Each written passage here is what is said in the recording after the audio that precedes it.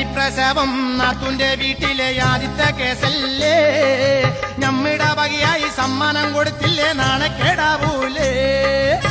കൊച്ചിനിടാൻ നിക്കറ് വേണം, അളിയനൊരു സൗസർ വേണം, ഒരു പവനിൽ കുറയാതെ ഒരു മാല കൊടുക്കണം, നെയ്ച്ചോറ് കൊടുക്കണം, അയ്യോ പേര് വിളിക്കേണ്ടേ.